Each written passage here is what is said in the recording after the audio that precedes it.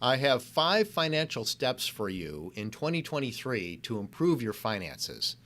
The first one might seem counterintuitive, but it's to set giving goals. There's an interesting study out of Harvard University that's been going on for over 80 years now. And what they found is that there are certain things that actually contribute to happiness. Well, one of those is our genes, which we have no control over.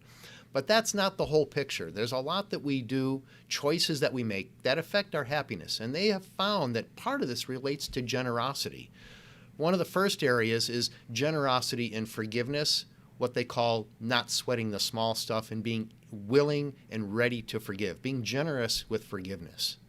Second thing that can lead to more happiness is generosity in relationships, and then also generosity as it relates to our possessions and money.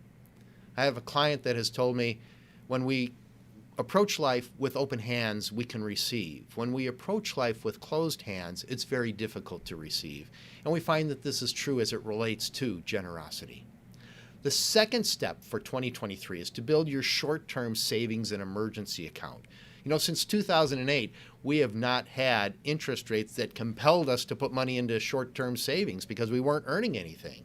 But now we can earn 3 to 4% on short-term savings via treasury bills, short-term treasury bonds, short-term corporate bonds or funds, CDs, and even in the I-bonds that you set up on Treasury Direct. Just recognize that with I-bonds, they're not available for the first year after purchase. Third thing that you can do is to increase your retirement plan contribution. We've been waiting for the Secure Act 2.0 to pass, and it didn't, but it did get rolled up into the Omnibus Spending Act for 2023. And there's many provisions in there giving you the opportunity to increase your contributions to your 401k, 403b, 457, IRA, Roth IRA.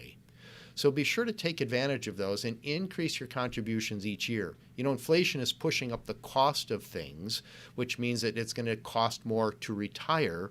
It's also hopefully pushing up your income, so you should be able to increase your retirement plan contributions. The fourth thing is to pay off your credit cards.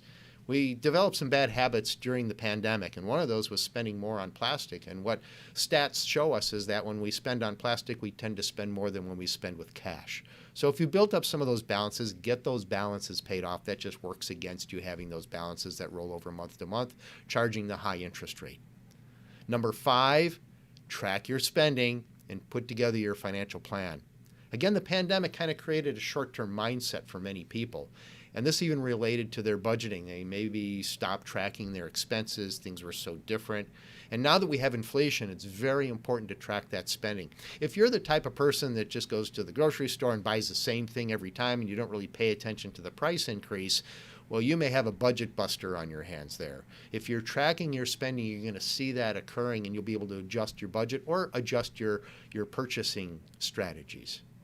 And then with your financial plan, we do know that if we write down our goals, we are more prone to reach those goals than if we just think about them.